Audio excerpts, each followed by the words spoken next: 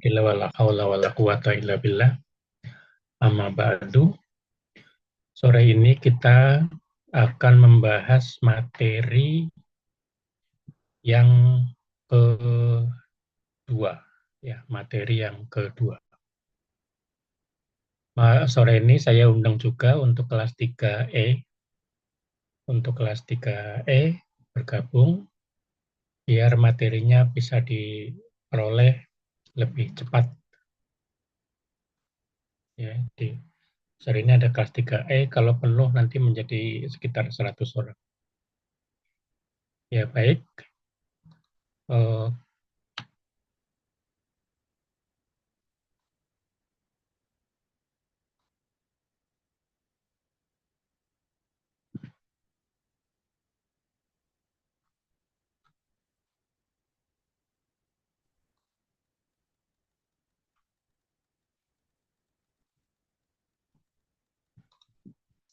Di layar kelihatan jelas ya?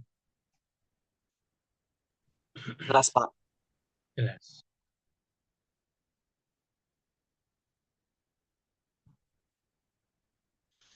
Ya, kita akan bahas topik tentang ruang lingkup psikologi industri organisasi, kemudian psikologi industri organisasi dan manajemen, fungsi-fungsi manajemen.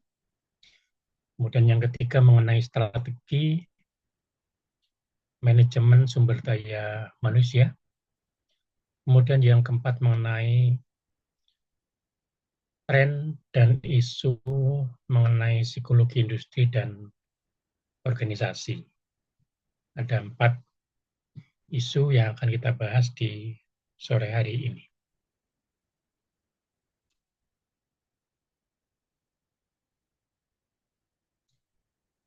Kemarin kita sudah membahas mengenai 3 tingkat ya, 3 tingkat tentang cara pandang organisasi. Pertama adalah tingkat individual, yang kedua adalah tingkat grup, kelompok, yang ketiga adalah tingkat organisasi. Di tingkat individu, di tingkat individual, pada level individual, input itu mempertimbangkan aspek ability, kemampuan, value and attitude, nilai dan sikap personal, kemudian kepribadian dan emosi, dan yang keempat adalah karakteristik sejarah kehidupan individu. Nah, karakteristik sejarah kehidupan individu itu mempengaruhi kepribadian dan emosi personal. Nah, pada kelanjutannya, personality dan emotion, value and attitude, ability, itu mempengaruhi motivasi dan mempengaruhi persepsi serta individual decision making. Ya. Jadi personality and emotion, value and attitude secara terpisah dia mempengaruhi persepsi individu dan mempengaruhi motivasi. Sedangkan kemampuan itu langsung mempengaruhi individual decision making. Persepsi dan motivasi bersama-sama dengan ability mempengaruhi individual decision making. Kemarin kita sudah Bapak jelaskan apa itu individual decision making. Individual decision making itu adalah setiap atribut-atribut yang menyertai pikiran, perasaan, dan perilaku individu di dalam organisasi. Ya, jadi individual decision making itu adalah bentuknya setiap pikiran, perasaan, perilaku individu di dalam organisasi. Nah, sehingga individual decision making itu adalah atribut yang melekat pada setiap personal. Cara individu mempersepsi, cara individu memutuskan, cara individu memotivasi diri sendiri dan orang lain, cara individu bersikap, bekerja, itu adalah individual decision making. Seperti kita, misalnya jam 4 pagi, apakah mau terus memeluk bantal, atau kemudian bangun mandi, atau bangun langsung ambil air wudhu untuk sholat subuh misalnya, itu adalah tipe-tipe individual decision making. Ada yang mandi dulu, ada yang langsung ngambil air wudhu, langsung sholat, ada yang tetap masih meluk bantal. Nah, itu namanya 3 cara individual decision making pada evidence-nya adalah ketika dia memasuki waktu subuh. Ya. Nah, itu individual decision making. Setiap orang berbeda. Sama dengan ketika kita melihat ada karyawan di kantor, ada yang memerlukan bantuan, kemudian ada beberapa orang di situ. Ada yang langsung menolong, membantu, ada yang membiarkan saja dengan dia berpikir, ah itu kan bukan tanggung jawab gua, itu kan tanggung jawab dia, ya biarkan dia selesaikan sendiri. Kemudian ada orang lain langsung mengajak teman-temannya, ayo kita bantu. Nah, jadi itu tiga tipe pada evidence yang sama, pada stimulus yang sama, tetapi perilakunya berbeda. Nah, perilaku yang berbeda itulah yang disebut dengan individual decision making. Cara mendrive, cara menggerakkan, cara bersikap, berperilaku, berpikir di dalam organisasi. Nah, level kedua, kemarin kita sudah bahas bahwa setiap individu di dalam berperilaku organisasi itu selalu melibatkan yang namanya persepsi. Apabila persepsinya tepat, maka dia akan berperilaku akurat. Ketika persepsinya salah, maka perilakunya menjadi salah. Nah, maka dari itu persepsi ini menjadi bagian yang sangat penting di dalam setiap individu. Karena persepsi itu menentukan bagaimana individu berpikir, bagaimana individu itu bersikap, dan bagaimana individu berperilaku. Nah, persepsi itu menjadi entry point, menjadi titik masuk ke level kelompok. Jadi ketika individu-individu masuk ke dalam level kelompok, masing-masing memiliki persepsi-persepsi yang berbeda-beda. Memiliki persepsi-persepsinya masing-masing. Tentang tugas, tentang SOP, tentang tanggung jawab, tentang situasi, tentang sikap, ya, persepsinya berbeda-beda. Nah, persepsi yang berbeda-beda pada level kelompok itu kemudian dikomunikasikan. Dikomunikasikan. Nah, maka dari itu komunikasi itu menjadi keyword di dalam level kelompok, ya, menjadi keyword di dalam level kelompok. Nah, jadi ciri dari grup level itu adalah adanya komunikasi. Dan komunikasi itu di dalamnya adalah gabungan dari persepsi-persepsi setiap orang mengkomunikasikan mengenai apa yang ada di dalam organisasi. Nah, kemudian di dalam komunikasi itu mempengaruhi 2 hal. Komunikasi akan mempengaruhi group decision making, kemudian ada struktur kelompok, group structure. Nah, ketika kita ngomong tentang group decision making itu apa? Group decision making itu adalah seluruh atribut-atribut yang melekat ke dalam perilaku kelompok. Nah, jadi atribut-atribut dalam level kelompok itu ada atribut cara berpikir kelompok, atribut cara bersikap dalam kelompok, yang ketiga atribut cara berperilaku di dalam kelompok. Nah, itu yang disebut dengan group decision making. Ya.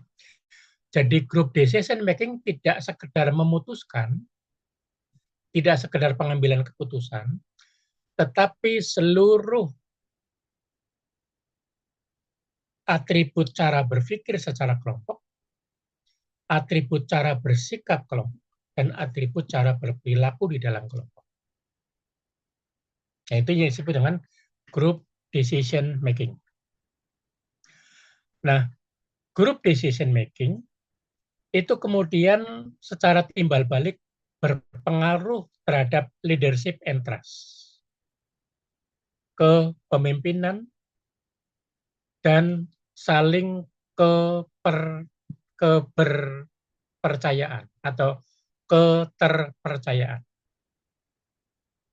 Ya, dari group decision making itu berhubungan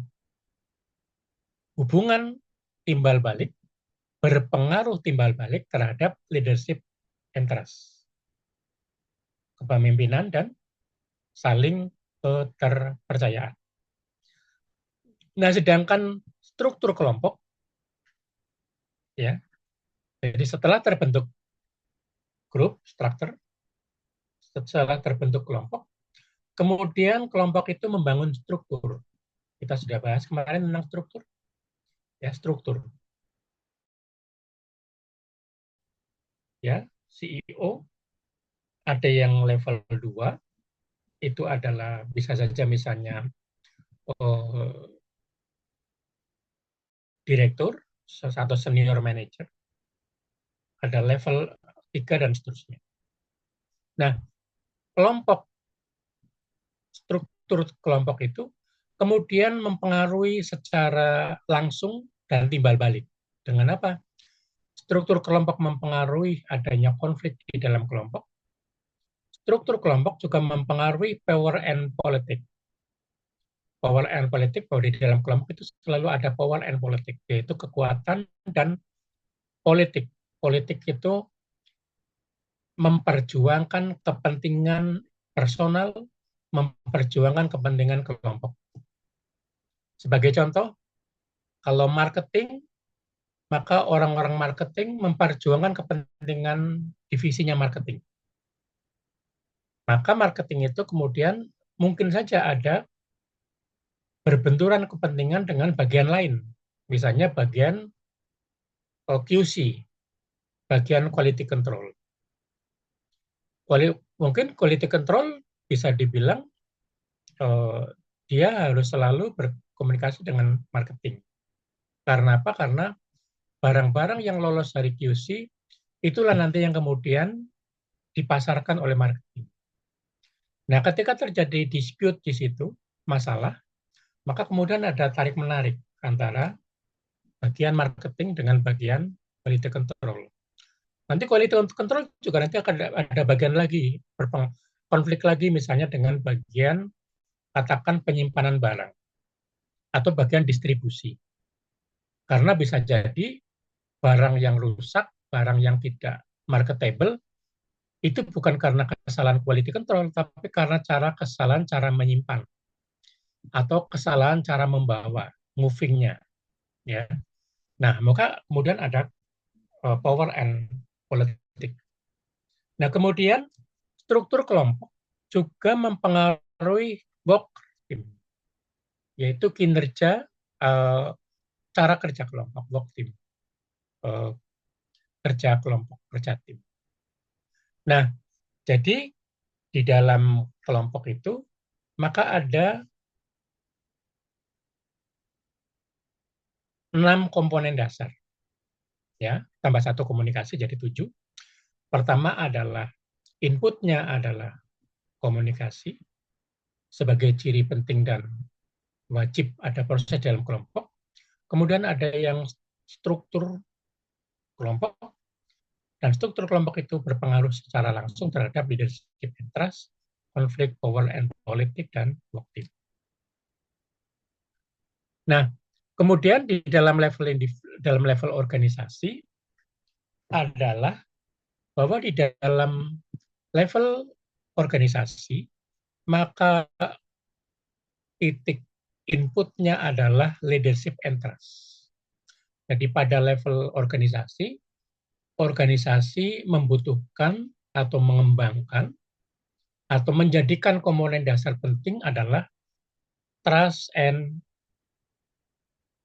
organization structure. Jadi membangun kepercayaan dan menyusun struktur organisasi itu adalah menjadi tanggung jawab korporasi, tanggung jawab organisasi. Jadi maka untuk menyusun organisasi, itu posisinya ada di level 3, yaitu level organisasi. Nah, di dalam level organisasi itu, yang berhubungan dengan leadership and trust di level kelompok adalah organization structure and design, yaitu struktur dan desain organisasi. Kita mau membangun organisasi ini, desainnya seperti apa? Desainlah mau ramping atau mau wide organization, organisasi yang lebar tambun ya. Ada yang ramping atau organisasi yang melebar. Nah, itu bergantung kepada kesepakatan dalam level organisasi. Nah, struktur dan desain organisasi itu mempengaruhi dan berkaitan langsung dengan pertama adalah budaya organisasi, organization culture. Yang kedua berpengaruh terhadap work, design, and technology.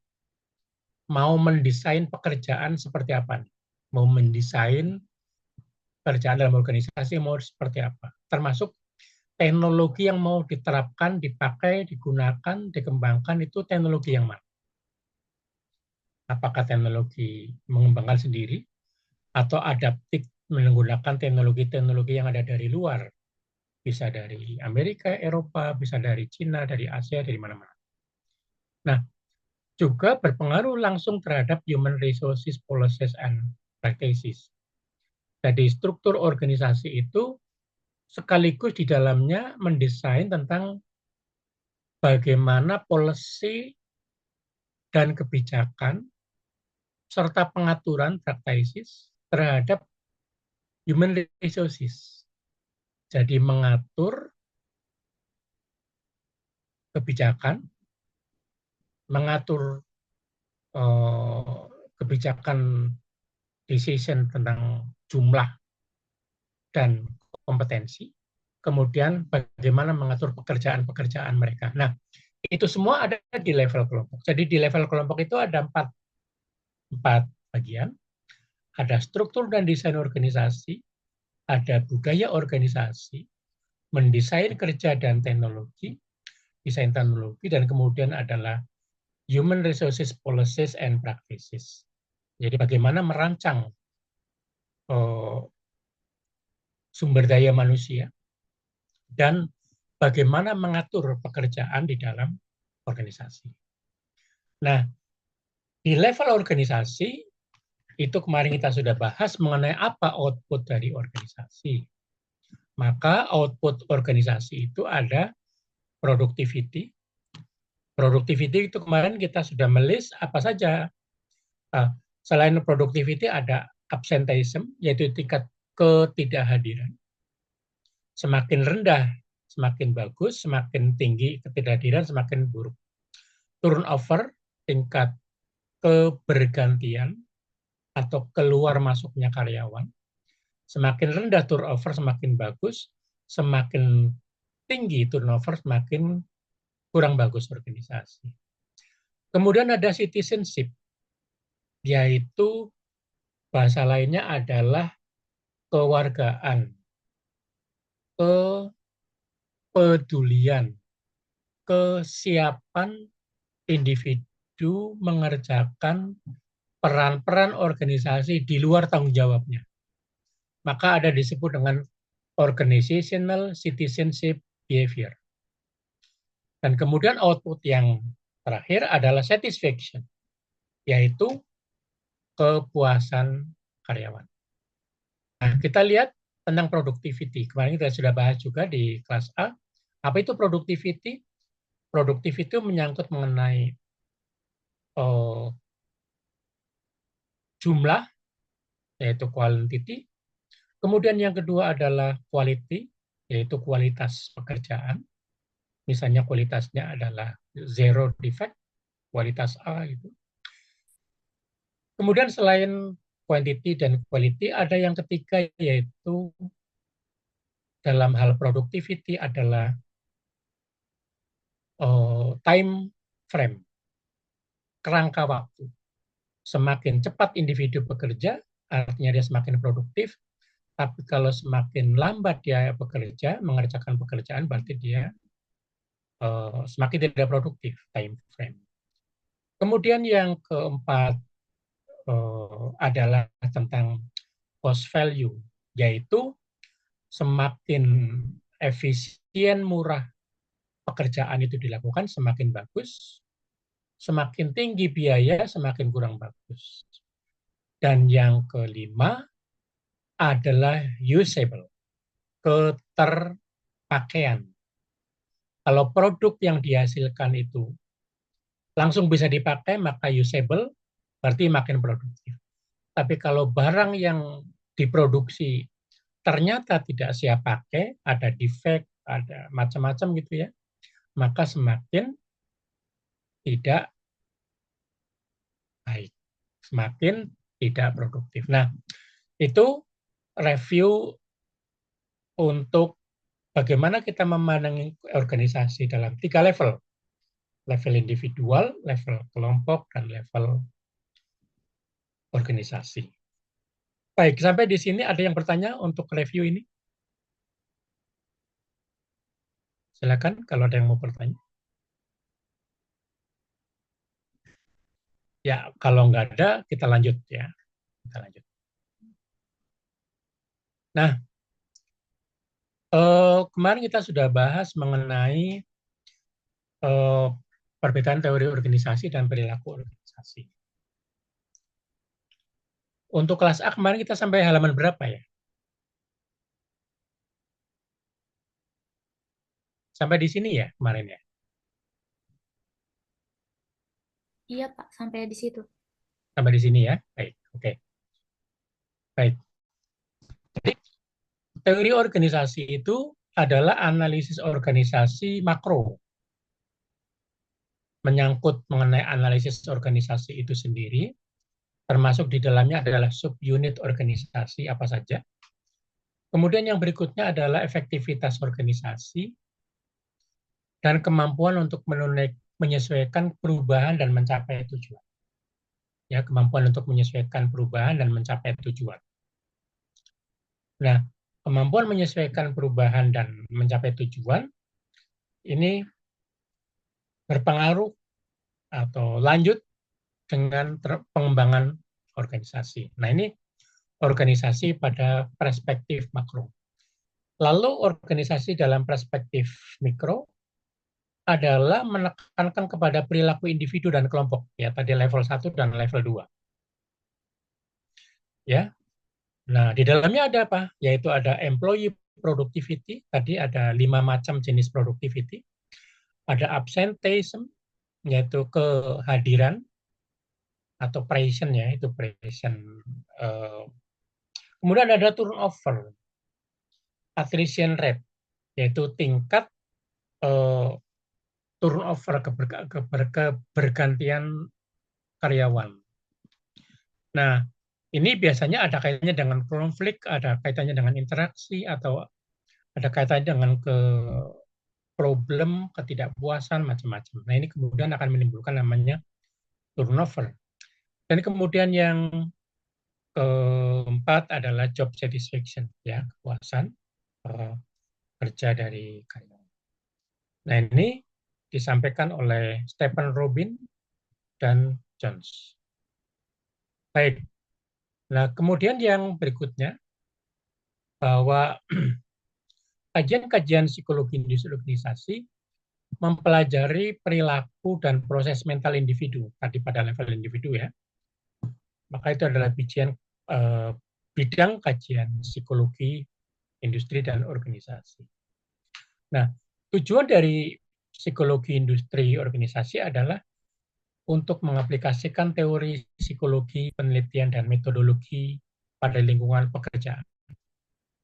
Ya, mengaplikasikan teori psikologi, mengaplikasikan penelitian-penelitian psikologi, dan mengaplikasikan metode-metode psikologi pada lingkungan pekerjaan.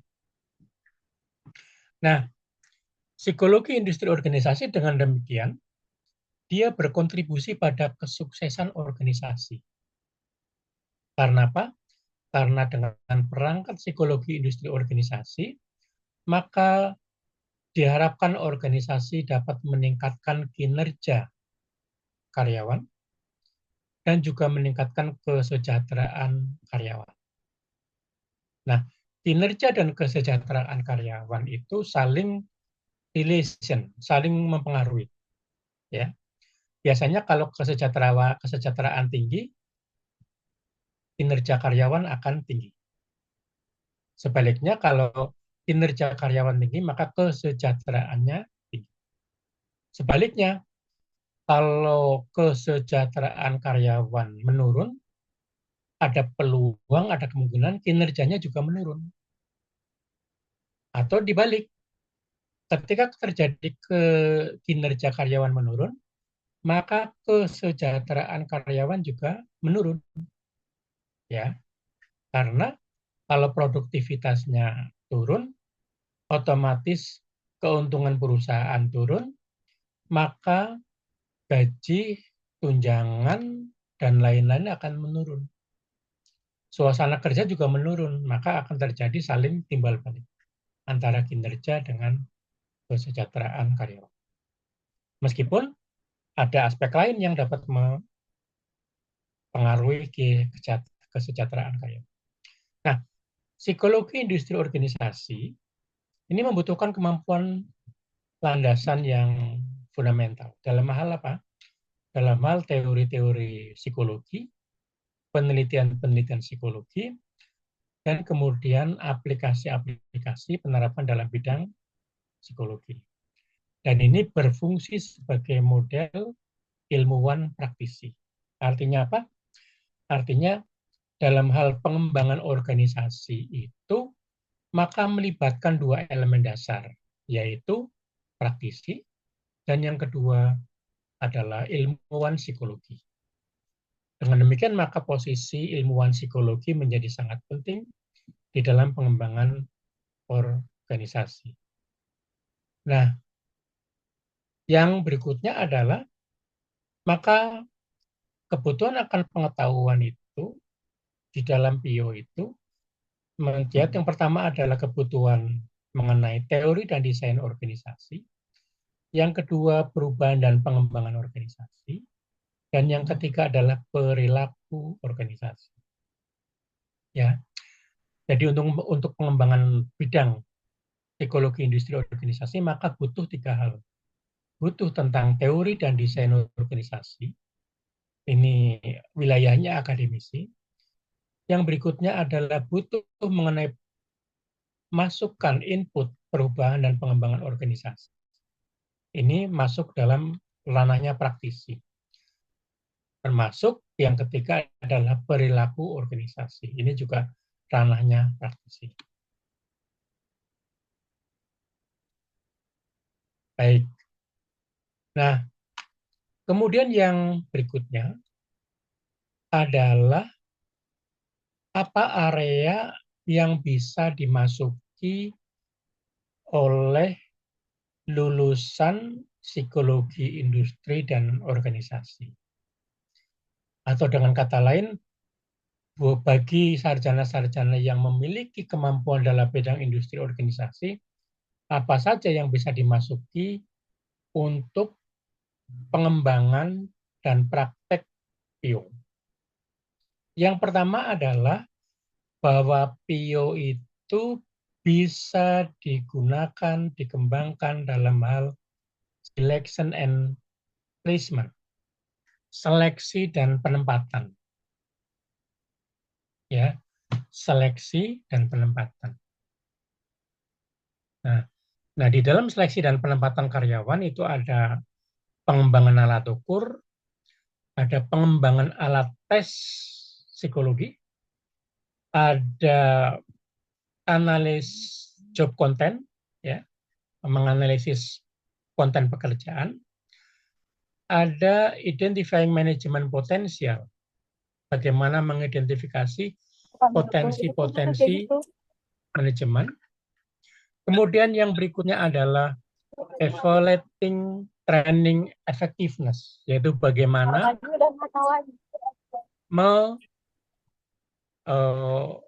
mengevaluasi pelatihan secara efektif. Dan yang kemudian yang ketiga, yang berikutnya adalah identifying manajemen potensial, kemudian ada defending test against legal challenge, ya. Bagaimana melakukan proses-proses testing dalam kasus-kasus yang kaitannya dengan legal challenge. Kemudian setelah seleksi dan penempatan ada training and development, pelatihan dan pengembangan. Maka disiplin PIO dapat digunakan untuk mengidentifikasi pelatihan dan pengembangan, kebutuhan pelatihan dan pengembangan. Kemudian yang berikutnya adalah forming and implementing technical and managerial training program. Ya, bagaimana menyusun dan menerapkan, menguji termasuk di dalamnya tentang bagaimana training, program training. Kemudian yang berikutnya adalah evaluating training effectiveness. Bagaimana mengevaluasi pelatihan agar berjalan secara efektif. Juga dapat digunakan untuk career planning. Jadi di dalam training and development ada namanya career planning. Nah, manfaat yang berikutnya adalah PIO bisa digunakan untuk pengembangan organisasi. Pertama adalah menganalisis kebutuhan struktur, menyusun struktur. Yang kedua adalah mengoptimalkan kepuasan dan efektivitas kerja karyawan. Dan kemudian adalah memfasilitasi perubahan organisasi. Yang keempat, PIO juga digunakan untuk performance measurement, yaitu bagaimana menyusun alat ukur performance, kemudian bagaimana menyusun economic benefit of performance. Jadi melihat performance karyawan dalam perspektif ekonomi, dalam perspektif keuntungan atau kerugian organisasi, dalam hal employee productivity. Nah, kemudian yang berikutnya adalah facilitating organization change, memfasilitasi perubahan organisasi. Itu organization development. Yang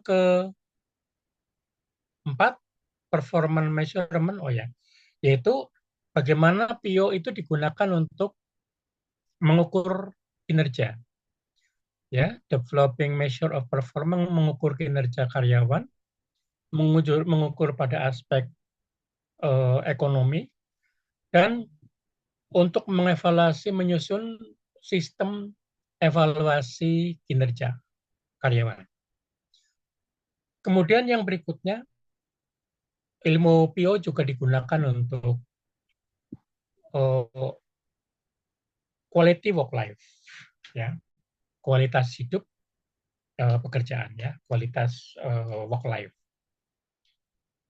Di dalamnya ada termasuk di dalamnya adalah mengidentifikasi faktor-faktor yang berpengaruh terhadap kepuasan karyawan, job satisfaction, kepuasan kerja, reduce stress in workplace, bagaimana mengurangi stres dalam pekerjaan, kemudian redesigning job to make them more meaningful. Bagaimana mengatur pekerjaan-pekerjaan itu menjadi suatu yang bermakna, sesuatu yang bagi karyawan itu sangat bagus, sangat bermakna, sangat bagus, sangat dihayati. Sehingga karyawan itu kemudian menganggap bahwa pekerjaan itu bagi dia sangat berarti, sangat menyenangkan, sangat menggembirakan. Ya.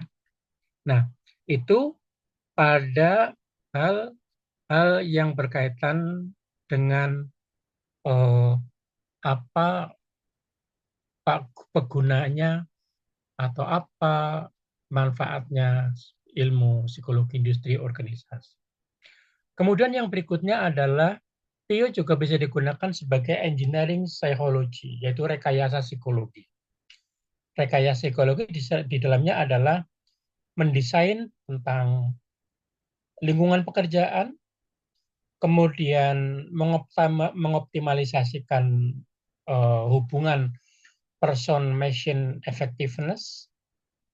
Ada istilah di dalam PIO itu adalah yang namanya human factor.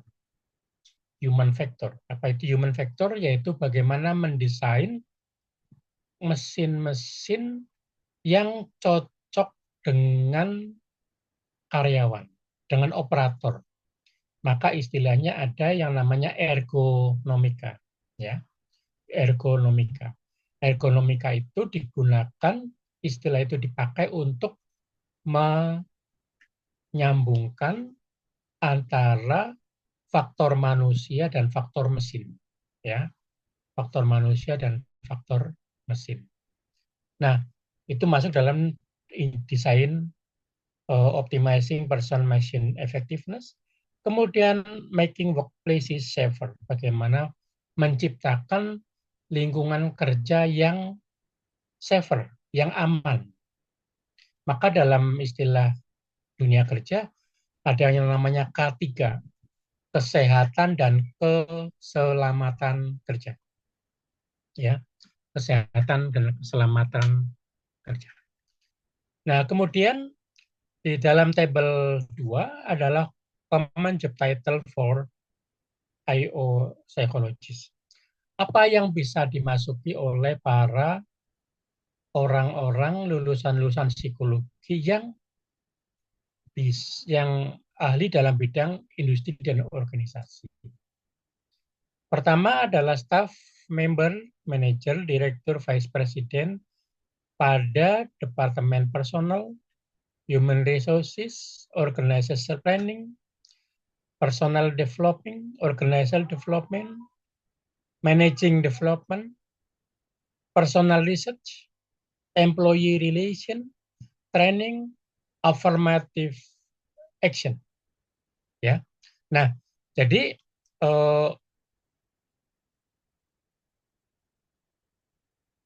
uh, untuk para lulusan psikologi industri dan organisasi itu uh, bisa bisa dipakai untuk ini personal,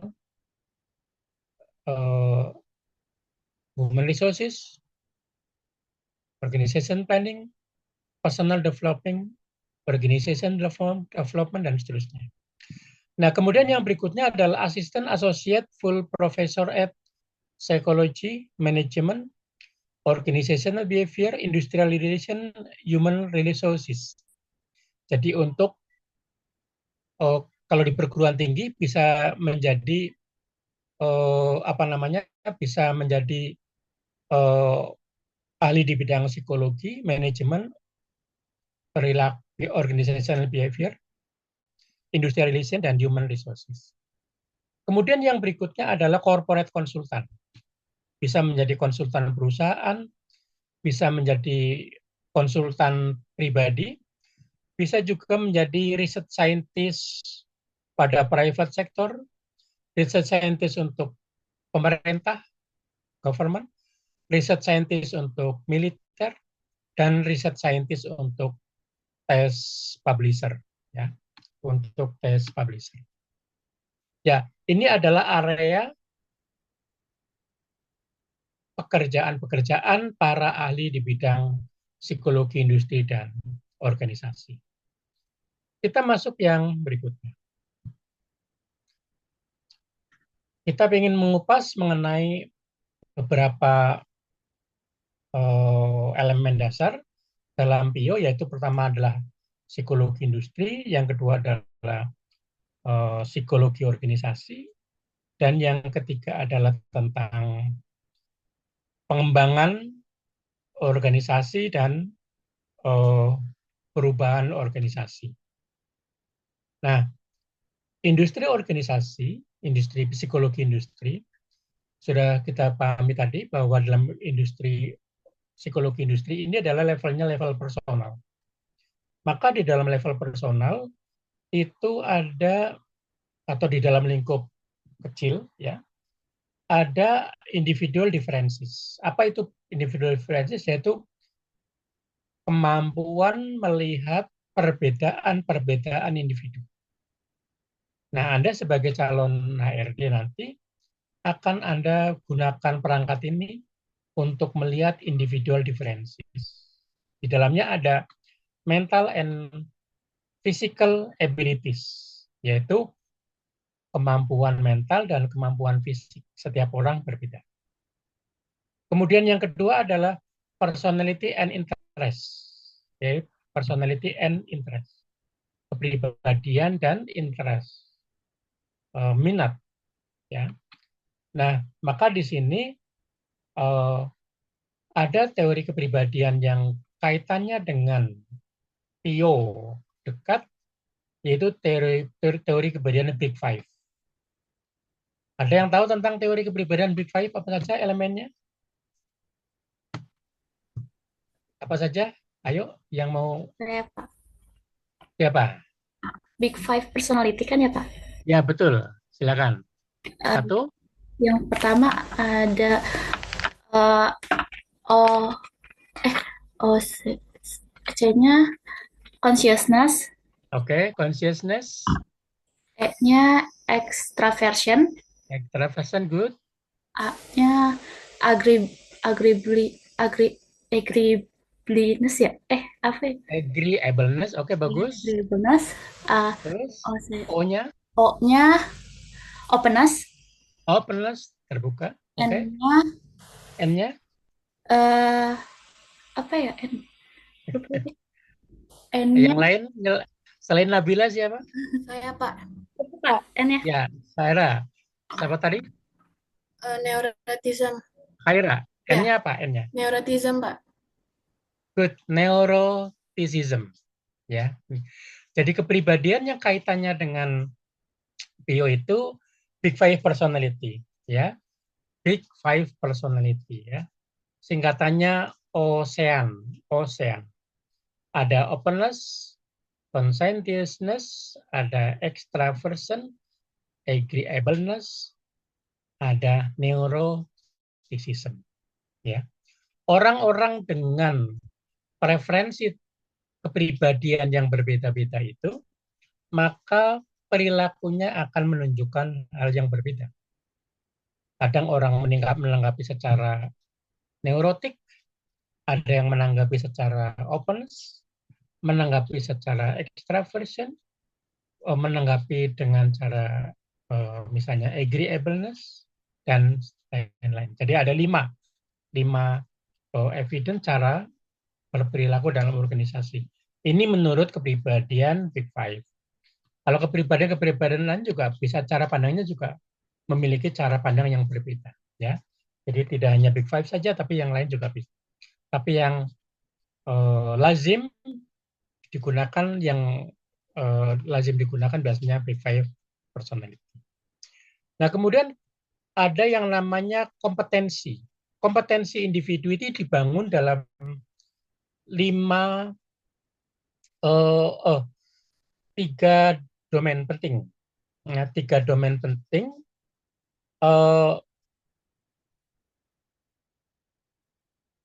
Tiga domain penting plus satu lagi. Yang pertama yang keempat pertama adalah namanya KSAO. Apa itu KSAO? Yaitu knowledge, skill, ability, dan other karakteristik. Ya. Knowledge itu pengetahuan karyawan, pengetahuan individu.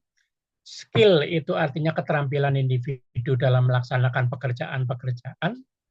Kemudian ability itu adalah modal, kemampuan, modalitas. Modalitas individu, ability. Ya, ability.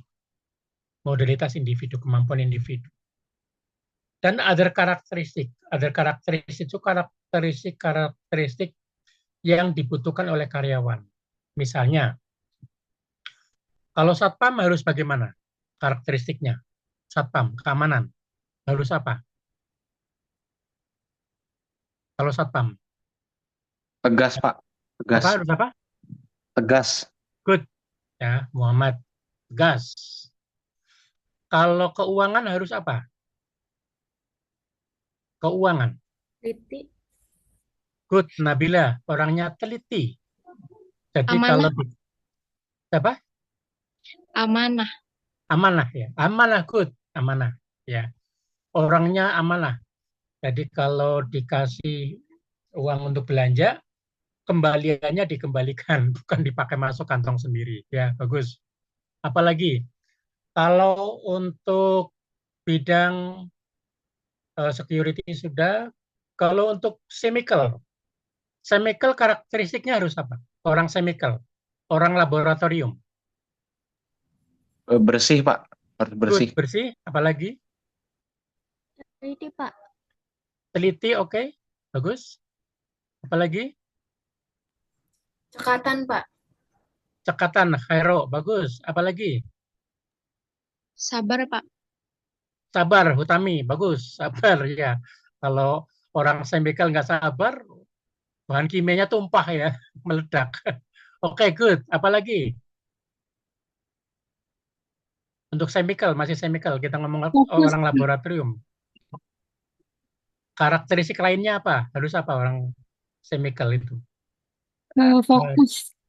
Fokus, boleh, fokus. Nah, orang-orang chemical yang tidak boleh lupa adalah, yang harus adalah tidak boleh buta warna. Nah, itu namanya ada karakteristik ya. Karakteristik lain ketika individu itu ditempatkan pada bagian-bagian sesuai dengan pekerjaannya. Keuangan, bagian production, bagian chemical, security, kemudian bagian accounting, itu karakteristiknya berbeda-beda. Nah, itu yang disebut dengan other karakteristik. Nah, kompetensis, kemudian ada satu lagi yaitu emotional intelligence, ya, emotional intelligence. Kemampuan individu untuk mengatur emosinya di dalam pekerjaan. Nah, itu semua adalah level individual. Level individual. Ya. Kemudian yang berikutnya adalah dalam psikologi industri itu juga ada assessment. Ya, bagaimana pengukuran terhadap individu. Pengukuran kinerjanya, pengukuran pribadiannya, dan segala hal yang berkaitan dengan pengukuran di dalam organisasi. Nah, yang ketiga adalah performance atau kinerja. Kinerja itu banyak teorinya, banyak cara pandangnya. Selain tadi sudah Bapak sampaikan ada frame tentang kinerja, ada 5 model, 5 cara praktis tentang mengukur kinerja individu. Nah, secara teoretik ada yang namanya Campbell model, ada job analysis. Job analysis itu adalah analis jabatan, di mana setiap orang itu akan ditempatkan pada jabatan-jabatan tertentu dan kinerjanya juga harus tertentu. Ada job evaluation. Apa itu job evaluation? Yaitu evaluasi kerja, evaluasi pekerjaan. Jadi evaluasi pekerjaan ini digunakan untuk bagaimana nanti mengevaluasi apakah individu tepat apa tidak di posisi itu. Kemudian kalau nggak tepat, bagaimana treatment? Kemudian ada namanya performance measurement, pengukuran performa. Nah, performance measurement itu ada dua model. Ada model manajemen sistem, performance management system, sistem dari performance. Dan yang kedua adalah rating performance, performance rating. Mengukur grade pada performance. Nah, kemudian di dalam psikologi industri itu juga ada pekerjaan-pekerjaan berkaitan dengan staffing decision. Staffing decision itu levelnya berkaitan dengan psikologi industri. Apa saja staffing decision itu? Ada rekrutmen, mengumpulkan orang, ada selection, menseleksi karyawan, calon karyawan baru, ada appraisal. Appraisal itu mengukur, ya. Appraisal itu mengukur. Price. Kemudian ada promotion, mempromot. Kemudian promotion itu ada kaitannya dengan promosi itu namanya pergerakan karyawan. Kalau ke atas namanya promosi, kalau ke samping kiri namanya rotasi, kalau lompat ke lain wilayah namanya mutasi. Kemudian kalau ke bawah namanya demosi. Nah, jadi promosi itu tidak menjadi satu kata tunggal promosi ke atas, enggak. Promosi itu kata lainnya adalah pergerakan karyawan, moving apa namanya, moving karyawan, ya. Nah, moving karyawan itu kalau ke atas promosi, kalau ke bawah demosi, kalau ke samping muter itu namanya rotasi, kalau lompat ke lain wilayah di tempat yang jauh namanya mutasi. Nah, kemudian ada selection and deselection. Apa itu selection and deselection? Kalau merekrut karyawan baru namanya selection, menseleksi. Tapi kalau menggunakan karyawan-karyawan yang ada namanya deselection. Termasuk di dalamnya juga mendrop orang-orang yang tidak perform ya di selection. Baik. Kemudian ada training of development. Training development juga ranahnya industri psikologi industri. Ada di dalamnya ada kegiatan namanya training need analysis TNA, yaitu merancang tentang mengecek tentang kebutuhan karyawan, kebutuhan training. Dan kemudian yang berikutnya adalah menetapkan konten dan metode training. Jadi isi trainingnya apa, metodenya apa. Ya. Kalau TNA tadi tentang jenis-jenis training. Oh, kita butuh training karyawan untuk security. Oh, kita butuh leadership training. Oh, kita butuh tentang accounting. Oh, kita butuh tentang culture and building, misalnya gitu ya. Oh, kita butuh tentang apa lagi? Tentang emotion and jadi emosi dan perilaku kerja misalnya gitu ya. Nah, itu namanya TNA, mengidentifikasi apa sih kita butuh pelatihan apa. Nah, setelah pelatihannya ditetapkan baru setiap training itu isinya apa, kontennya apa. Nah, setelah kontennya itu dirinci,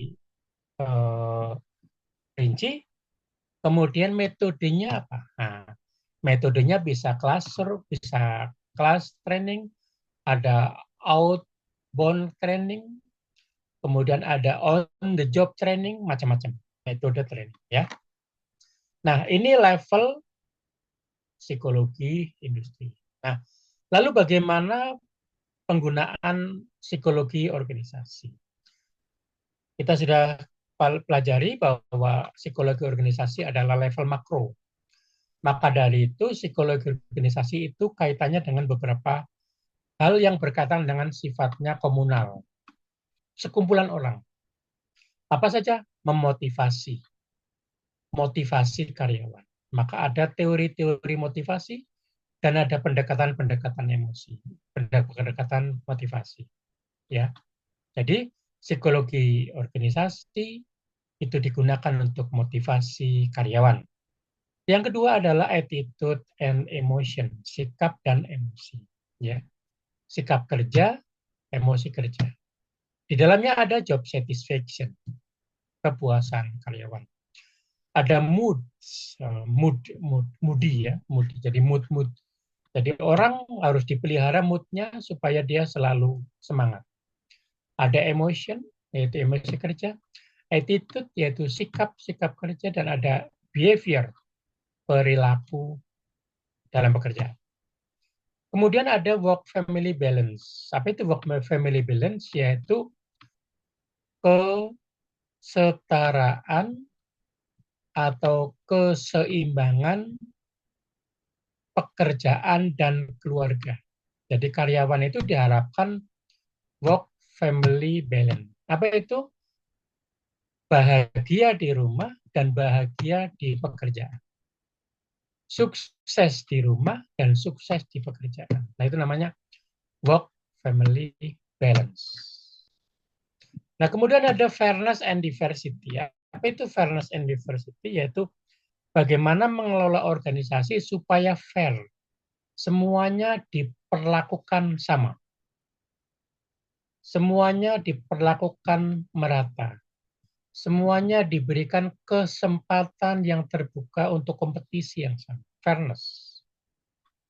Kemudian fairness itu juga berkaitan dengan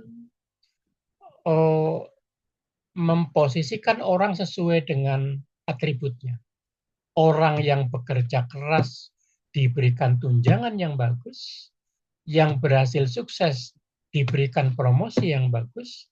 Kalau yang biasa-biasa saja, ya biasa-biasa saja. Jangan dibalik. Ya, jangan dibalik. Yang biasa-biasa saja digaji bagus, yang performnya bagus malah digaji biasa saja. Itu nggak bagus, itu nggak fair namanya. Nah, maka ada azas fairness. Nah, fairness and diversity ini ranahnya psikologi organisasi. Diversity ini keberagaman orang.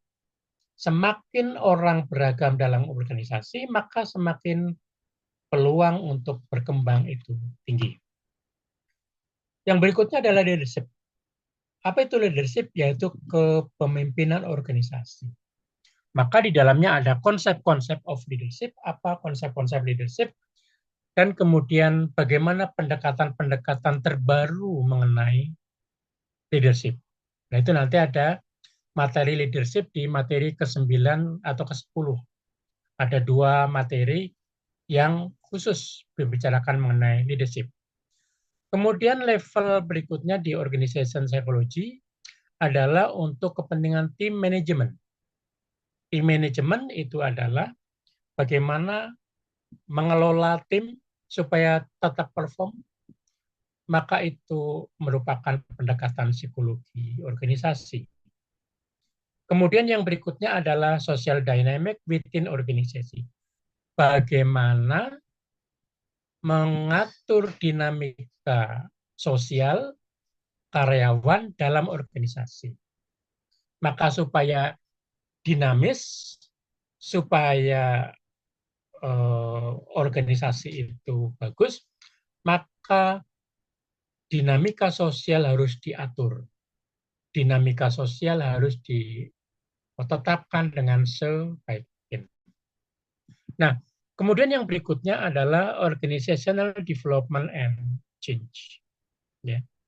Pengembangan organisasi dan perubahan. Pertama adalah work environment. Lingkungan pekerjaan itu harus selalu dikembangkan karena lingkungan pekerjaan itu juga selalu berubah. Maka di dalam pengembangan organisasi dan perubahan organisasi ada 2 klausul dasar, ada work environment dan ada work design. Work environment di dalamnya adalah bagaimana problem-problem stres itu diatur.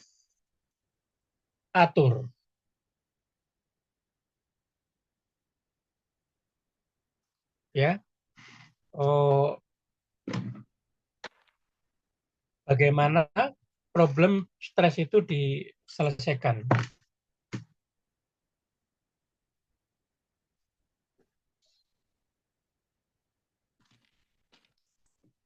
Kemudian yang berikutnya adalah stress management, yaitu bagaimana mengelola stres. Stres itu dikelola, ya. Stres itu dikelola, ya. Stres itu dikelola. Nah, stres itu tidak selalu negatif, ya. Stres itu ada dua, ada eustress dan ada distress. Eustress itu adalah stres yang positif, distress adalah stres yang negatif. Nah, kemudian work design. Apa itu work design? Yaitu merencanakan desain pekerjaan, work design. Maka di dalamnya ada yang namanya human factor design. Apa itu human factor design? Human factor design adalah faktor-faktor rekayasa perilaku dalam pekerjaan. Nah, human factor engineering ini rekayasa sumber daya, rekayasa faktor manusia dalam pekerjaan itu menjadi sangat penting. Nah, di dalam human factor engineering itu, tadi Bapak sudah sampaikan, ada istilah yang disebut dengan ergonomika. Ergonomika itu merancang alat dan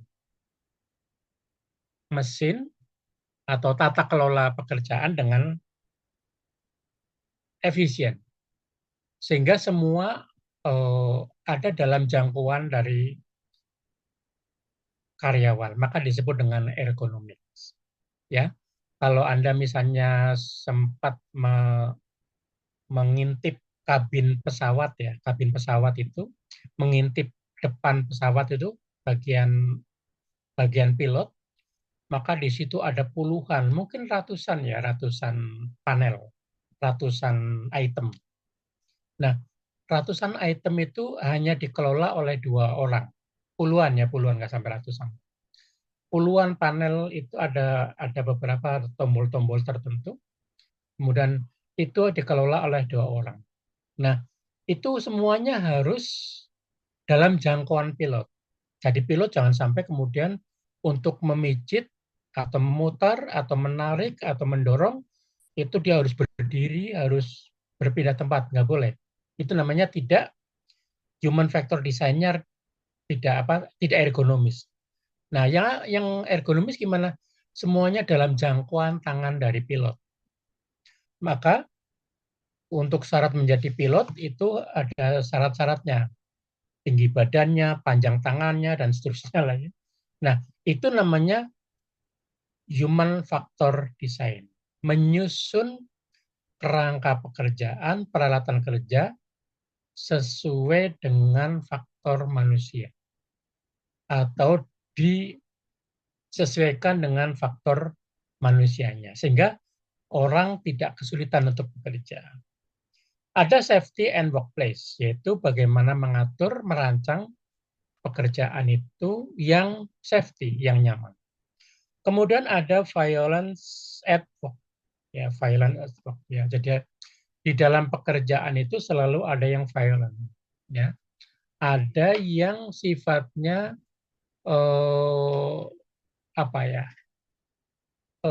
ada yang namanya bias. Ada bias di dalam pekerjaan, dalam organisasi. Maka dari itu perlu hal-hal yang berkaitan dengan violence at work itu perlu diperhatikan. Supaya apa? Supaya organisasi itu, desain pekerjaan itu betul-betul dirancang tetap bagus, standar, sesuai dengan kebutuhan dan ciri-ciri karyawan. Nah, kemudian yang berikutnya, ya, kita masuk kemudian ke bagian ini. Ada cara pandang organisasi. Apa yang Anda lihat, maka itulah yang Anda dapatkan. Jadi cara pandang itu menentukan bagaimana individu berperilaku, bagaimana individu menafsirkan. Maka ada 10 cara pandang organisasi. Yang pertama adalah organisasi itu entitas rasional dalam mengejar tujuan. Ya. Jadi ciri organisasi adalah punya tujuan. Nah, tujuan-tujuan itu harus dicapai bersama. Makanya organisasi itu berusaha untuk mencapai tujuan. Dan perilaku anggota organisasi bersama-sama mengejar tujuan, bersama-sama mencapai tujuan. Yang kedua adalah bahwa organisasi itu koalisi konstituen yang kuat. Bahwa di dalam organisasi itu terdiri atas banyak orang. Dan orang-orang itu saling berkoalisi. Ya. Saling berkoalisi, saling bekerja sama, berusaha untuk selain mencapai kepuasan personal, juga sama-sama mencapai kepuasan kebahagiaan kelompok.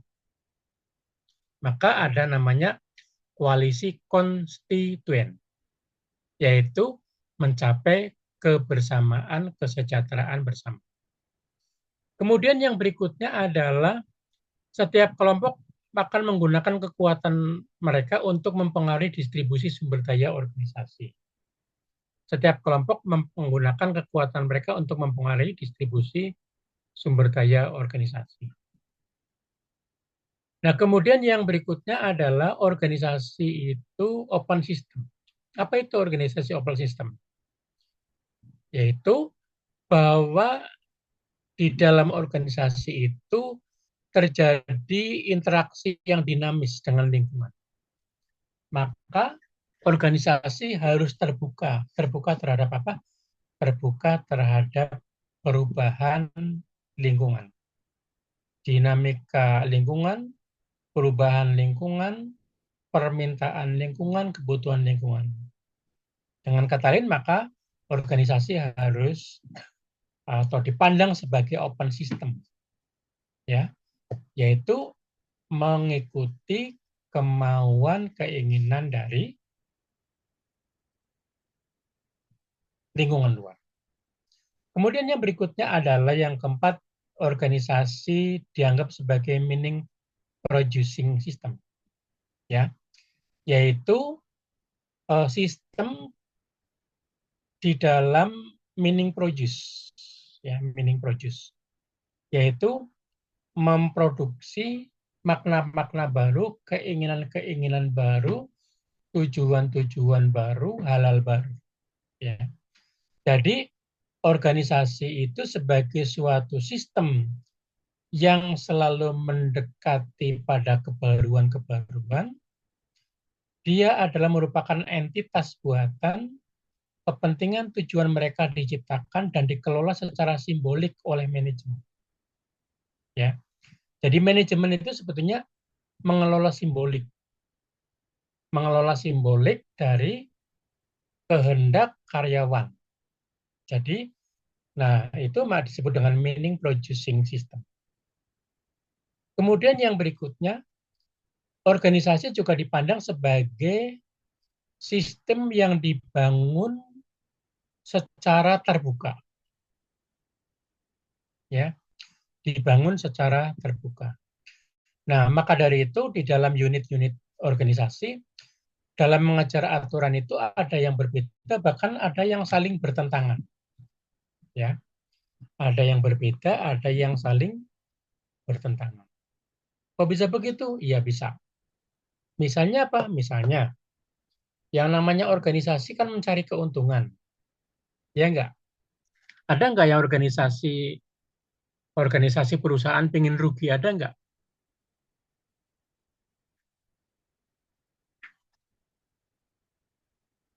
Siapa yang menjawab? Ada enggak organisasi yang pengen rugi? Ada enggak? Nggak ada, Pak. Enggak ada. Semua organisasi pengen untung. Tetapi tidak semua yang ada dalam organisasi itu selalu mencari keuntungan. Pasti ada organisasi, bagian organisasi yang selalu justru ngabisin duit. Misalnya marketing. marketing itu, kalau marketing mencari duit ya, ada bagian yang selalu minta duit, dia nggak menghasilkan. Ya, misalnya bagian kalau security menghasilkan uang nggak? Menghasilkan ya, karena dia ada kalau masuk di tab nanti keluar di tab lagi menghasilkan uang. Bagian produksi menghasilkan produksi uang. Marketing menghasilkan uang. Akunting ngitungin uang ya, ngitungin uang. Ada nggak bagian yang ngeluarin duit? Ada, yaitu misalnya bagian yang disebut dengan CSR, Community Responsibility, CSR ya. Community CSR ya. CSR itu bagian organisasi yang di situ mengeluarkan duit, malah bagi-bagi duit, bagi-bagi program kepada masyarakat. Nah, jadi dalam organisasi itu ada yang bertentangan. Mestinya untung, ada bagian yang memang hanya ngeluarin duit aja. Ya. Ada bagian yang produksi. Nah, di dalam produksi itu juga ada bagian-bagian komponen yang saling berinteraksi. Nah, itu yang disebut dengan sistemnya dirancang secara terbuka. Nah, organisasi juga dipandang sebagai political system. Apa itu political system? Yaitu bahwa karyawan saling mengontrol atas proses keputusan untuk meningkatkan posisi mereka. Jadi, dalam organisasi itu kan terdiri atas karyawan-karyawan. Nah, di karyawan-karyawan itu saling melihat, saling mengontrol, saling berinteraksi, saling membuat situasi balance. Nah, itu namanya political system. Dalam political system itu setiap karyawan punya kepentingan, setiap karyawan punya kebutuhan, setiap karyawan ada berpeluang terjadi konflik. Nah, itu namanya political system. Ya. Nah, political system itu erat kaitannya dengan kebutuhan, dengan kepentingan, dengan konflik. Kebutuhan, keinginan, dan konflik. Nah, kemudian ada yang berikutnya adalah organisasi sebagai instrument of domination. Apa itu maksudnya? Maksudnya adalah bahwa anggota itu berada dalam satu job box. Ya, job box. Artinya mereka itu ada di dalam di dalam lingkup pekerjaan yang dibatasi. Misalnya bagian akunting. Ya udah, akunting ya ngomongin akunting aja, nggak usah keluar. Ngomongin produksi, ngomongin keamanan, nggak penting. Dia nggak perlu ngurusin itu. Sekali-sekali ngomong tentang memberikan masukan boleh lah. Tapi sebagai marketing ya atau akunting ya nggak boleh. Ngapain, itu udah bagian orang lain. Nah, atasan karyawan dialah yang memiliki wewenang untuk mengelola. Nah, jadi artinya apa? Setiap orang dikelompokkan dalam satu jabatan tertentu, dia kemudian diawasi oleh atasan. Nah, itu makanya dia didominasi. Organisasi itu instrumen dominasi. Dominasi apa? Mengatur karyawan, mengatur orang-orang, organ-organ yang di dalamnya. Termasuk dalam konteks luar, organisasi juga domination, yaitu organisasi besar biasanya dia akan membawai organisasi-organisasi kecil, ya. Maka biasanya kalau ada pertemuan-pertemuan, biasanya organisasi-organisasi besar itu yang diberikan peluang, diberikan kesempatan untuk membina. Bukan pembinasaan ya, membina organisasi kecil. Nah, itu namanya instrument of domination. Organisasi sebagai information processing unit. Apa itu? Yaitu bahwa informasi-informasi yang ada di dalam organisasi itu dikumpulkan, setelah dikumpulkan kemudian dipilah-pilah, kemudian dipilah-pilah, kemudian diputuskan, baik secara vertikal maupun horizontal. Ya. Nah, itu namanya Information Processing Unit. Information Processing Unit. Bahwa semua informasi-informasi dari luar yang berkaitan dengan organisasi, maka itu akan dipilah, akan dikumpulkan, kemudian diputuskan secara struktural maupun secara horizontal, secara vertikal maupun secara horizontal. Nah, informasi-informasi apa? Banyak informasi tentang produksi baru, mesin-mesin baru, model-model produk-produk baru, ya. Kemudian mengenai bahan-bahan baru yang lebih efisien dan lain-lain. Teknologi metode baru, ya. Nah, itu menggunakan model organisasi sebagai information processing unit. Kemudian ada sales operation. Organisasi itu menyusun deskripsi kerjaan. Kemudian membagi menjadi departementalisasi, ada departemen-departemen, ada divisi, ada standar perilaku. Nah, semua itu menjadi alat kontrol yang membatasi pilihan individu. Jadi kalau ada orang masuk organisasi, dia akan dikontrol. Dikontrolnya pakai apa? Pakai deskripsi pekerjaan. Kamu boleh mengerjakan ini, nggak boleh mengerjakan yang lain. Kemudian departementalisasi. Kamu masuk di departemen akunting. Selain itu kamu nggak bisa. Kamu bisa masuk di bagian produsen, bagian penghasil barang. Selain itu, yang lainnya di sini boleh, di sini nggak boleh. Nah, itu namanya departementalisasi. Sama divisi atau divisionary. Jadi organisasi, orang-orang akan dibagi. Kamu divisi A, divisi B, divisi C. Nah, kemudian ada SOP, standar operating procedure, ya. Standar perilaku karyawan itu juga diatur. Nah, semua aturan-aturan itu disebut dengan psycho-operation. Orang yang masuk dalam organisasi itu akan diatur, akan dibelenggu, akan dibatasi. Nah, dalam hal ini belenggunya bukan belenggu yang horor gitu, bukan. Tapi ada batasan-batasan. Ada batasan supaya dia harus fokus. Ya. Maka disebut dengan psycho-operation. Dianggap sebagai penjara, padahal ya bukan penjara, cuman dibatasi. Dibatasi kewenangannya, dibatasi promosinya, dibatasi jalur PET-nya ya, bukan promosi, jalur PET. Kamu karena lulusan engineer, maka biasanya di sini, di sini, di sini. Kamu lulusan psikologi, biasanya di sini, di sini, di sini. Kamu lulusan misalnya produk teknologi produk, kamu bisa di sini, di sini, di sini. Nah, itu namanya penjara, pembatas, dibatas. Nah, kemudian organisasi juga dia dianggap sebagai social contract. Apa itu? Yaitu bahwa organisasi itu adalah kontrak sosial. Apa itu kontrak sosial? Karena di dalamnya ada sejumlah orang yang membangun kesepakatan-kesepakatan. Dan kesepakatan-kesepakatan itu dituangkan dalam perjanjian-perjanjian. Baik yang tertulis maupun yang tidak tertulis. Anggota organisasi melakukan perilaku tertentu sebagai imbalan atas kompensasi yang diberikan organisasi. Ya, jadi organisasi itu akan ngasih sesuatu ke karyawan, bisa gaji, bisa tunjangan, bisa bonus, bisa macam-macam ya.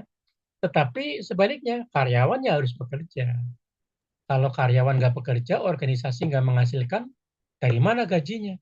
Kan gitu. Maka dari itu, organisasi itu dianggap sebagai kontrak sosial. Ya, baik. Kita masuk ke wilayah baru namanya manajemen. Manajemen dalam organisasi. Nah, organisasi itu dikelola dengan menggunakan dua perangkat dasar supaya dia efisien dan efektif. Ya, efisien itu berkaitan dengan sumber daya. Sumber daya maka dikaitkan dengan hemat sumber daya, low waste. Ya, kalau resources usage maka berkaitan dengan yang namanya time and cost. Time and cost value. Ya, jadi apa? Jadi semakin biayanya rendah, semakin bagus, semakin efisien. Semakin bahan-bahan yang digunakan semakin sedikit dengan produk yang bagus, dengan yang banyak, semakin efisien. Nah, maka sumber daya manusia itu, maksudnya efisiensi itu kaitannya dengan low waste resources usage. Ya, memanfaatkan sumber daya yang terbatas dengan cara yang efisien, kemudian menjadi waktunya menjadi ringkas bekerjanya, kemudian uangnya juga jangan terlalu boros tapi hemat, nah itu namanya efisien. Nah kemudian ada yang namanya efektif. Apa itu efektif? Yaitu bagaimana organisasi itu secara tepat, cepat mendapatkan hasil yang diinginkan. Goal attainment. Ya. Jadi itu namanya efektif. Semakin organisasi itu dapat mencapai tujuannya, semakin efektif. Maka dia high attainment. Ya. Semakin tinggi efektivitasnya. Nah, efektivitas maka itu diukur dari bagaimana organisasi itu memperoleh tujuan dengan efektif, dengan cepat, dengan akurat. Ya, itu namanya efektif. Bahasa lainnya, kalau Anda bikin 10, ya ada yang bikin 10 telur asin, maka semua 10 telur asinnya itu jadi semua. Nah, itu namanya efektif. Jangan sampai kemudian satu telur asin pecah, kemudian yang kedua retak, yang ketiga nggak ada rasanya. Yang bisa hanya 7. Nah, berarti nggak efektif tuh. Kenapa? Dari seluruh tujuan mengasinkan 10 telur, ternyata hanya 7 yang jadi. Yang satu pecah, nggak bisa diapa-apain. Yang satu retak, masih bisa diapa-apain. Yang satu nggak dapat asinnya. Kalau dijual, dibeli orang kecewa. Loh kok hambar kayak telur biasa? Nah, gitu. Sama dengan kalau Anda jadi penembak profesional. Kalau penembak profesional sekali tembak kena sasaran. Nah, tapi ada orang yang nembak sampai 10 kali baru satu yang kena sasaran, itu pun melenceng. Nah, itu nggak efektif namanya. 9 itu kerugian, hanya satu yang akan tepat, tapi ternyata nggak tepat juga, menyimpang. Nah, itu nggak efektif namanya. Nah, itu berkaitan dengan tujuan. Nah, dengan kata lain, maka organisasi itu harus mendasarkan kepada pengelolaan yang efektif dan pengelolaan yang efisien. Ya, efektif dan efisien. Nah, dengan kata lain, maka manajemen strive for low resources waste dan high goal attainment. Ya, jadi organisasi itu manajemen itu harus strive, harus berjibaku, harus mengusahakan supaya diperoleh low resources waste dan high goal attainment. Ya, jadi efisien, tujuannya tercapai. Nah, kalau tujuan tercapai dengan efisien, berarti produktivitasnya tinggi. Nah, itu namanya tugas manajemen itu adalah low resources waste, high efficient. Ya. Nah, kemudian fungsi-fungsi dari manajemen. Fungsi manajemen ini ada 4 fungsi, ada planning, organizing, leading, dan controlling. Planning yaitu bagaimana perencanaan. Nah, perencanaan itu ada defining goals, mendefinisikan tujuan, establishing strategi, mengatur strategi, kemudian development subplan to coordinate aktivitas. Jadi, membangun sub-sub bagian, kemudian dikoordinasikan sub-sub kegiatannya. Jadi, sub kegiatan ini dikoordinasikan. Ya. Nah, itu planning. Kemudian ada organizing. Apa itu organizing? Determining what need to be done. Apa yang dibutuhkan harus yang perlu dikerjakan. How it will be done. Bagaimana itu dikerjakan dan who to do it. Ya. Jadi pertama apa yang dibutuhkan. Kemudian bagaimana pekerjaan-pekerjaan itu diidentifikasi, dikerjakan. Ya, what need to be done, apa yang harus dikerjakan, bagaimana mengerjakan dan siapa yang mengerjakan. Itu namanya organize. Ya, mengorganize. Jadi apa, bagaimana dan siapa yang mengerjakan. Nah, lalu ada namanya leading. Apa itu? Directing and motivating all involved parties and resolving conflict. Jadi ketika proses bekerja berjalan, kemudian ada di jalan itu mungkin ada yang tersendat. Ada yang jalannya pelan, ada yang jalannya cepat, ada yang sikut-sikutan karena jalannya sempit, kemudian pingin maju, ada yang pingin di belakang, sikut-sikutan istilahnya gitu. Maka perlu ada leading. Apa itu leading? Diarahkan. Kamu sebelah kiri ya, kamu tengah ya, kamu sebelah kanan ya. Kalau kamu udah dekat sama yang di depan, kamu mundur dikit. Nah, gitu. Jadi gitu. Nah, jadi ada yang mengatur, ada yang mengawasi. Itu namanya leading. Leading. Ada yang mendrive, ada yang mengarahkan. Ya. Jadi directing and motivating. Dan kemudian resolve konflik. Kalau ada konflik, begini caranya. Kalau ada konflik, begini ngaturnya. Nah, gitu. Nah, yang berikutnya adalah controlling.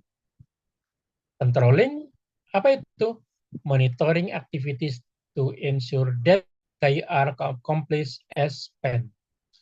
Jadi, memonitor seluruh kegiatan untuk meyakinkan bahwa semuanya bekerja baik-baik saja. Semuanya belajar, semuanya bekerja, semuanya berjalan sesuai dengan aturan rencana. Ya, semua berjalan sesuai dengan rencana. Nah, planning, organizing, leading, controlling itu arahnya apa? Lead to achieving the organizational state purposes, yaitu untuk mencapai tujuan.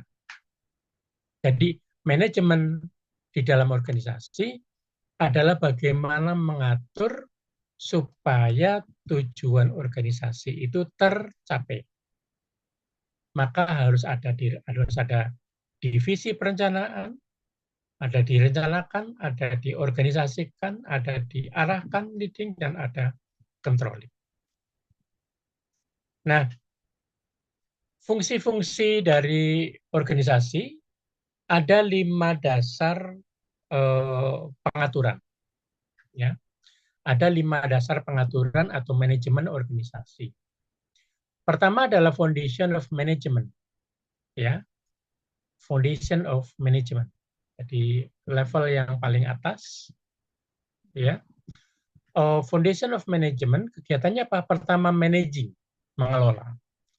Yang kedua external environment and organizational culture, lingkungan pekerjaan, lingkungan organisasi, dan budaya organisasi. Kemudian managerial decision making, ya, managerial decision making, pengambilan keputusan manajerial. Nah, ini adalah wilayahnya CEO. CEO itu Foundation of Management. Dia menjadi dasar pengambilan keputusan manajemen, yaitu pengelolaan mengenai environment, external, and organization culture, budaya organisasi, dan managerial decision making. Nah, kemudian pada level yang kedua adalah level planning, yaitu delivering strategic value, ya, mendeliver, membagi nilai-nilai strategis organisasi. Apa di dalamnya? Di dalamnya ada kegiatan planning and strategic and management. Ya. Jadi planning and strategic management, merencanakan dan strategi pengelolaan, ethic on corporate responsibility, tanggung jawab etik dan tanggung jawab korporasi. Kemudian international management, bagaimana organisasi itu selalu mengikuti kaidah-kaidah organisasi secara internasional. Jadi semakin organisasi itu relevan dengan organisasi secara internasional, maka dia semakin bagus. Nah, itu yang terjadi di psikologi. Psikologi sedang proses namanya assessment untuk memperoleh standarisasi internasional, memperoleh pengakuan internasional. Nah, kemudian ada entrepreneurship. Ya, entrepreneurship. Apa itu entrepreneurship? Yaitu kewirausahaan dan kewiraswastaan. Yaitu bagaimana organisasi berkembang sesuai dengan target-target perolehan organisasi. Ya, entrepreneur. Entrepreneur itu kewirausahaan dan kewiraswastaan. Baik, kemudian yang berikutnya adalah strategic implementation. Jadi di atas itu adalah sifatnya perencanaan, sifatnya aturan-aturan dasar. Kemudian ini kemudian diturunkan dari planning menjadi organizing, leading, and controlling. Organizing, building a dynamic organization, membangun organisasi yang dinamis, strukturnya dinamis, organisasinya lincah, agility, human resource management, mengatur sumber daya manusianya, dan managing the diverse workforce. Bagaimana mengelola keberagaman orang, input, sumber daya. Kemudian leading, apa itu leading? Yaitu mobilizing people, mengelola sumber daya. Caranya gimana? Dengan cara leadership, dengan cara motivating for performance, memotivasi kinerja karyawan. Kemudian bagaimana mengelola teamwork, tim kerja. Kemudian ada bagaimana mengatur komunikasi karyawan. Ya, mengatur komunikasi karyawan. Nah, kemudian yang berikutnya, ya, yang berikutnya adalah controlling. Apa itu controlling? Learning and changing. Controlling itu sebagai dasar untuk individu learning, belajar, dan changing untuk melakukan perubahan-perubahan. Maka ada managerial control, bagaimana mengontrol kontrol-kontrol manajerial, bagaimana memanage, mengelola teknologi dan inovasi. Kemudian yang berikutnya adalah creating and managing change. Bagaimana mengelola perubahan dan menghadirkan perubahan. Jadi perubahan itu harus dihadirkan dan perubahan itu harus dikelola. Teknologi dan inovasi juga harus dikelola, harus di-manage. Kemudian kontrol dikelola dengan baik. Bagaimana cara mengontrol organisasi. Nah, semua ini arahnya adalah changing environment.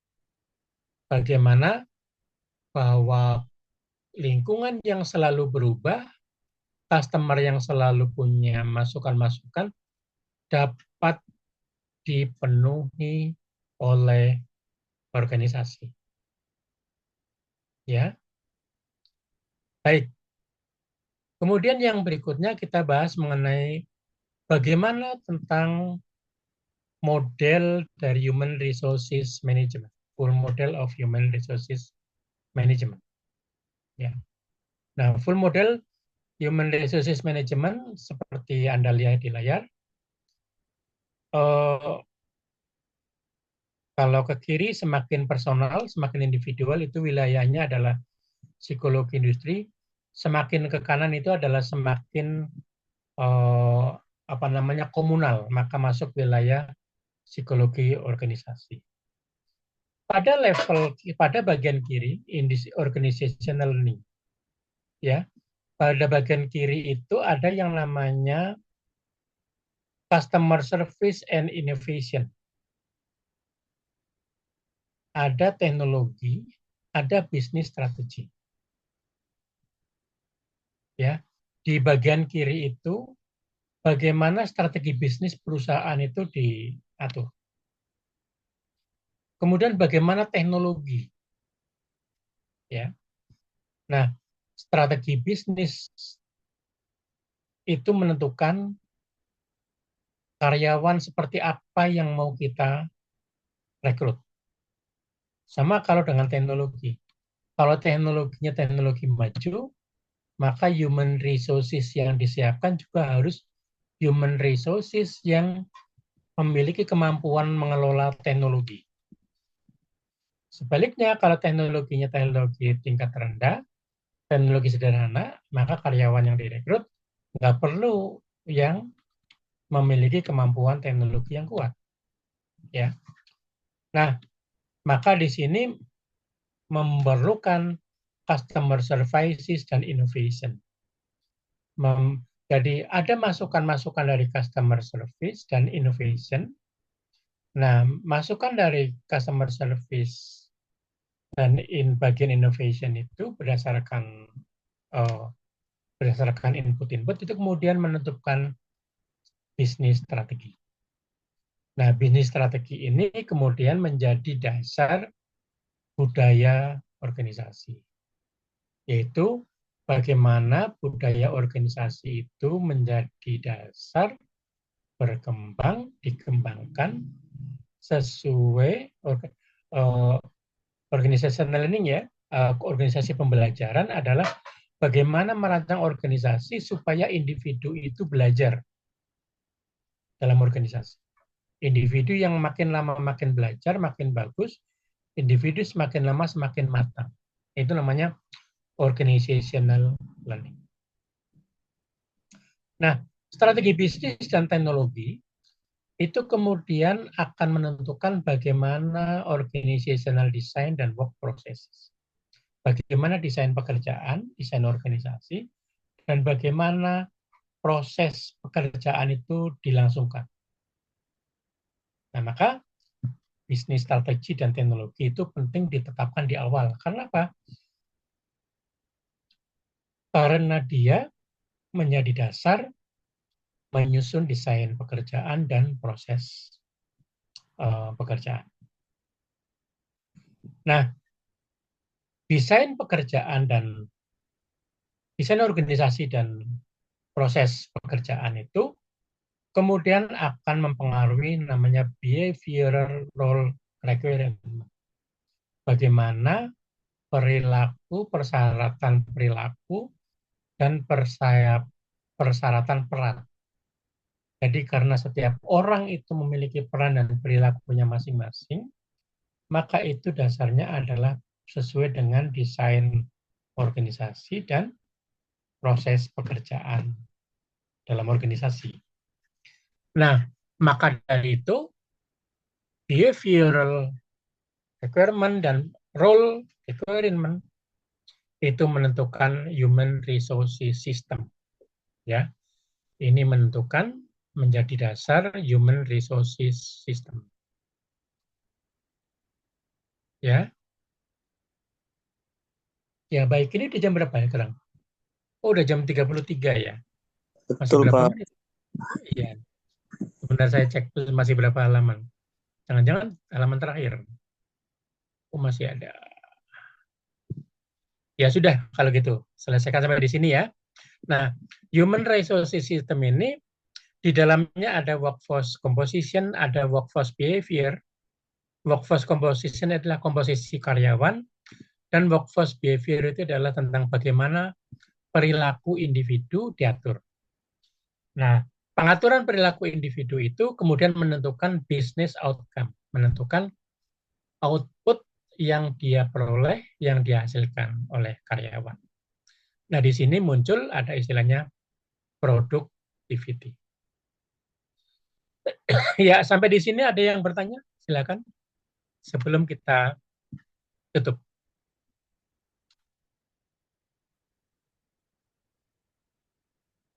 Ya, baik. Kalau nggak ada yang bertanya, maka cukup sekian dan